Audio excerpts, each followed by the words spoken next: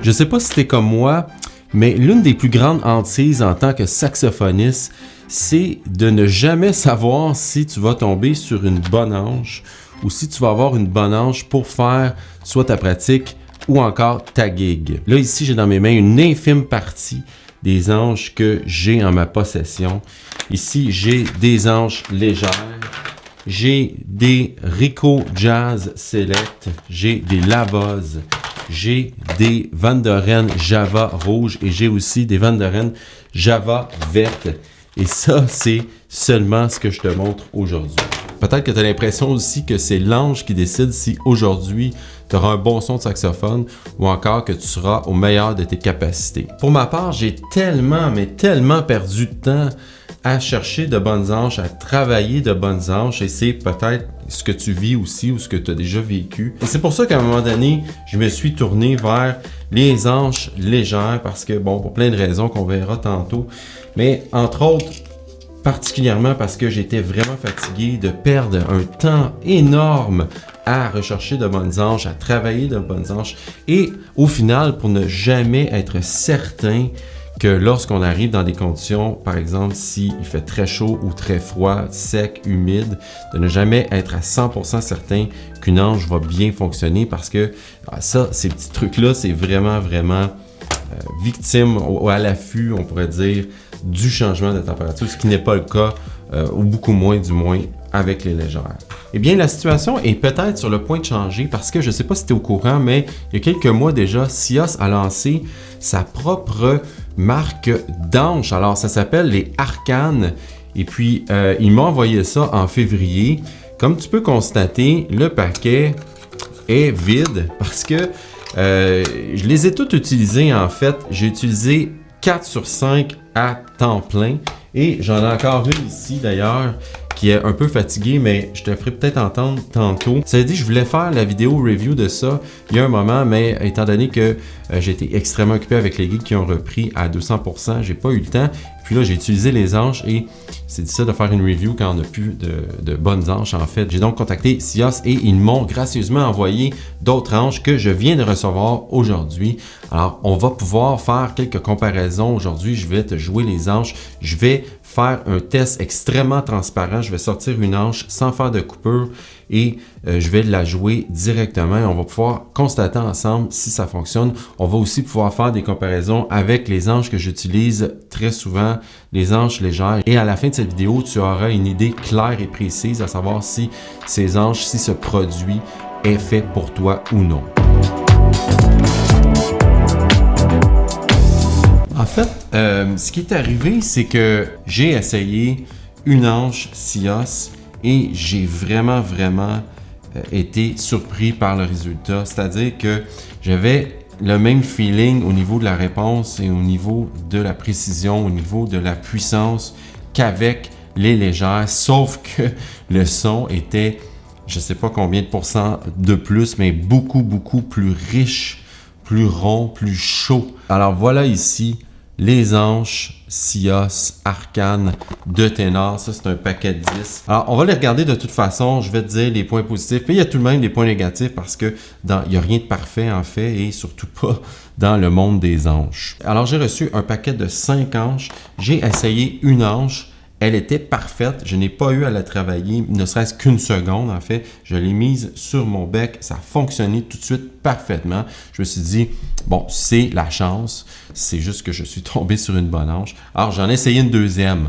Deuxième, même chose. Parfaite. Troisième, même chose. Quatrième, même chose. Là, j'étais comme, bon, ben, c'est vraiment des hanches tombées du ciel. Là, j'ai jamais vu ça en fait. Et j'ai essayé la cinquième et celle-ci n'était pas très bonne. Alors, j'ai travaillé beaucoup.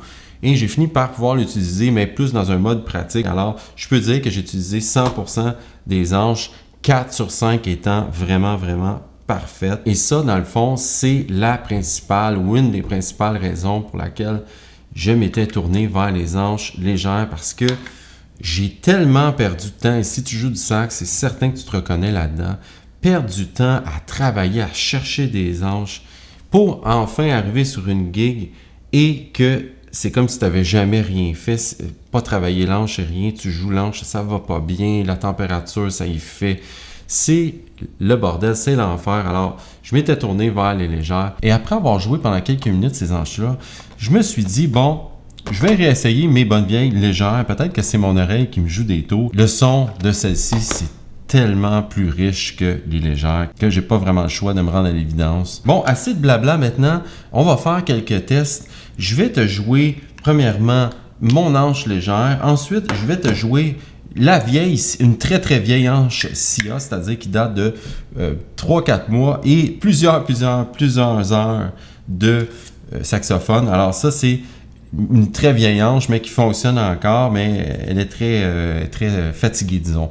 Et ensuite, on va ensemble ouvrir le paquet et je vais jouer devant toi la première hanche qui va me tomber sous la main et on va pouvoir constater si ce que je te dis depuis tantôt, c'est vrai, c'est-à-dire que tu prends l'hanche, tu joues et ça fonctionne tout de suite. À savoir, peut-être que j'ai été très chanceux dans le paquet que j'ai essayé il y a quelques mois. J'en doute, mais on va le constater ensemble dans quelques instants. Alors ça, c'est une légère 2.75, légère American Cut. J'ai pas encore joué aujourd'hui, alors indulgence, s'il vous plaît.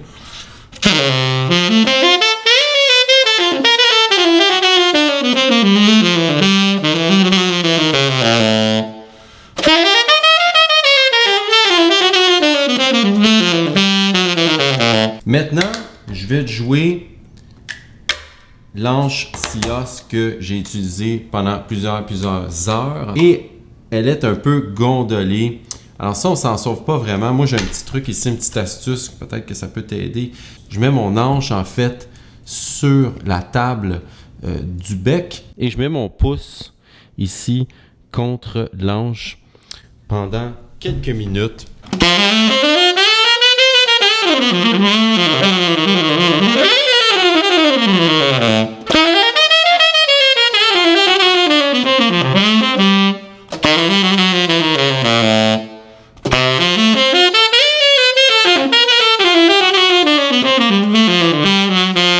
Maintenant, on va ouvrir ensemble le paquet ici. Alors, je n'ai aucune idée comment ça va aller ici. On va le constater ensemble.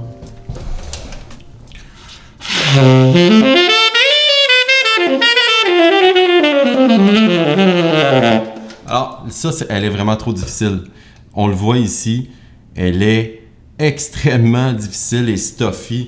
Alors, peut-être que je suis tombé sur une mauvaise hanche du paquet ou peut-être que j'ai été très chanceux avec l'autre paquet d'il y a quelques mois.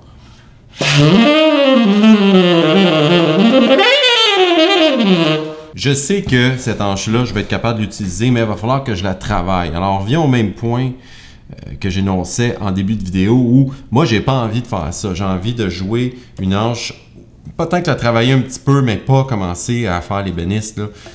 Je veux jouer du saxophone, pas travailler des hanches. Alors, qu'est-ce qu'on va faire? C'est qu'on va en essayer une autre, on va bien voir. Peut-être que je n'ai pas été chanceux ici avec celle-ci. On va en prendre une autre ici et on va écouter voir si ça fonctionne bien. Ah, voilà. Parfait.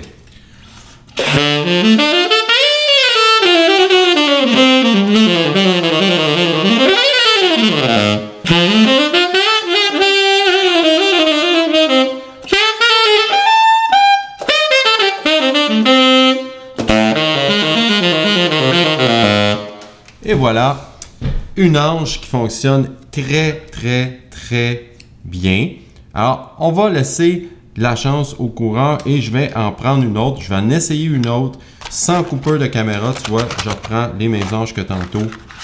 Je prends la première qui vient ici et on va constater si la tendance va plus sur une hanche qui sera bonne ou moins bonne ou à travailler si on veut. Alors, troisième hanche ici du paquet de 10.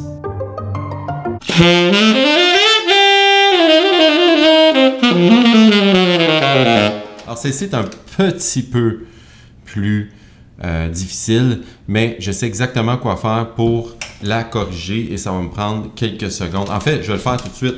Je vais aller chercher mon Reed Geek. Donc, le Reed Geek, c'est ce petit instrument ici. Très pratique. En fait, c'est un bout de métal qui sert à travailler les hanches. Et ce que j'aurais dû faire peut-être au départ, que je fais la plupart du temps, même avant de mouiller l'anche, j'en avais déjà parlé dans une autre vidéo, mais je vais simplement prendre une partie ici de mon Reed Geek et sabler la surface qui va sur la table du bec. Alors, je vais faire ça ici comme ça. Et ça, dans le fond, ce que ça fait, c'est que si il y a ne serait-ce qu'une mineure imperfection ici qui empêcherait la table du bec et l'anche de bien sceller, ça va régler le problème. Et souvent, ça enlève aussi une petite affaire de résistance que je sentais avec cette hanche-là. Alors, je vais le réessayer tout de suite. Tu vois, ça a pris 5 secondes, 10 secondes pour faire ça. Puis, je suis persuadé que mon anche va vraiment être... va aller mieux. On va l'essayer.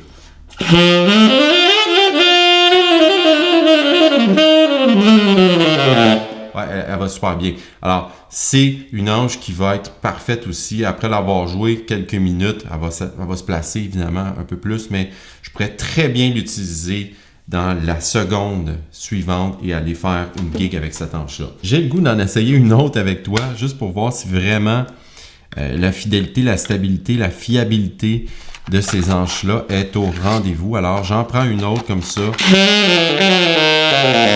Elle va super bien aussi. Elle est un peu plus puissante que la dernière, même. Ça, des fois, ça va un peu varier. Tu vas des fois tomber sur une hanche qui va être plus puissante au niveau du volume, au niveau du son. Ça aussi, des fois, ça reste que c'est une matière organique, là. Ça peut pas être toujours exactement pareil. Et je te dirais que même avec ça, il y a des fois de minimes différences. Moins perceptibles qu'avec le roseau, mais des fois, dû au fait que tu vas jouer, par exemple, ton hanche légère pendant plusieurs mois, après ça, tu vas en prendre une nouvelle, puis elle va être vraiment plus difficile. Alors, c'est un peu ça qui se passe. C'est certain que si tu joues avec la même hanche de roseau pendant 3 mois, puis que là, tu arrives avec une nouvelle, ça se peut que ton emboucheuse se soit un peu affaiblie. Je dis même un peu.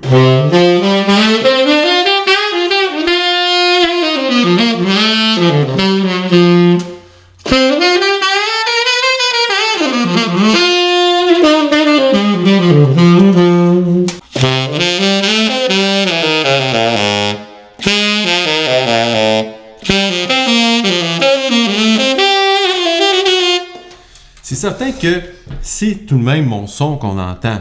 On s'entend, là, c'est toi qui fais le son. Sauf que, je ne sais pas si toi tu peux le percevoir l'autre côté de la caméra, mais moi ici, live, si tu étais assis ou assise devant moi, tu entendrais forcément une différence au niveau du son plus chaleureux et plus rond, en fait. Est-ce que tu peux t'en tirer avec des hanches légères toujours? Oui. Est-ce que je vais continuer d'utiliser des hanches légères? Oui. Dans certains contextes tels que la semaine dernière, par exemple, j'ai fait une gig où il faisait à peu près 30 degrés, où il a tombé 50 mm d'eau en 10 heures à peu près, et j'étais dehors, c'était sous un chapiteau. Alors, je peux te dire que les hanches en roseau, pour cette journée-là, c'était pas top. Moi, j'ai utilisé mon hanche légère, ça a super bien fonctionné, sinon ça aurait été l'enfer. Les changements de température rapides, ça a un effet vraiment néfaste sur le roseau. Alors, dans ces conditions-là, oui, moi j'utiliserai plus les légères. Mais lorsque je vais avoir des conditions qui sont plus normales, lorsque je vais pratiquer, lorsque je vais jouer dans une salle, lorsque la température et ou l'humidité ne sera pas si en changement, je vais, c'est certain, utiliser ça parce que je préfère mon son avec ça. Alors, pour faire un petit résumé, quels seraient les avantages principaux des hanches Sios? Et en fait, c'est ce que je recherche dans une hanche. Premièrement, le son qui est hyper riche et chaud, le son qui est puissant aussi, et c'est une hanche qui me donne un contrôle exactement comme je l'ai avec les légères, c'est-à-dire précision. Et quand j'attaque, ça fonctionne bien. Il y a certains saxophonistes qui préfèrent avoir une grosse résistance dans une hanche. Pas moi. Moi, j'aime ça quand ça fonctionne vraiment facilement. Peut-être que tu es comme ça aussi. Si une hanche est difficile à jouer, ce que ça va faire, en fait, c'est que tu vas te concentrer beaucoup. Tu vas travailler très fort ici au niveau de l'embouchure et au niveau des attaques.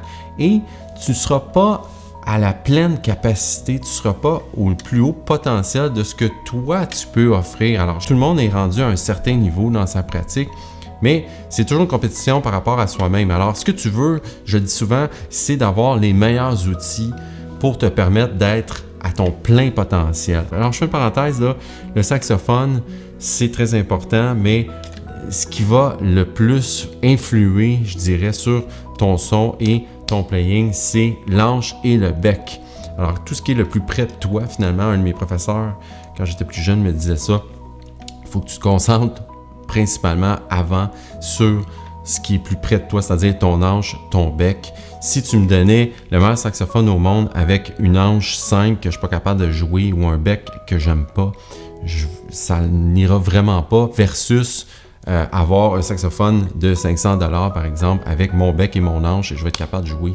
Et la plupart des gens s'en rendront même pas compte. Alors, je vais peut-être travailler un petit peu plus fort là, au niveau du sax, mais vraiment, l'anche et le bec, c'est ce qui est très, très important.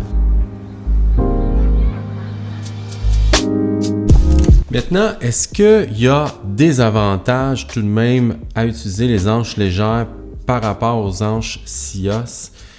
En toute transparence, oui. Premièrement, les anches légères, tu auras beaucoup moins de surprises parce qu'elles sont très, très stables. Tu vas en jouer une et tu vas en prendre une autre et ça va être pratiquement la même chose. Alors là-dessus, ça, c'est un gros point positif. Maintenant, il faut aussi que tu penses que ton son va être toujours pareil, mais ce ne sera pas le son le plus riche que tu peux produire. Alors, c'est un compromis à faire.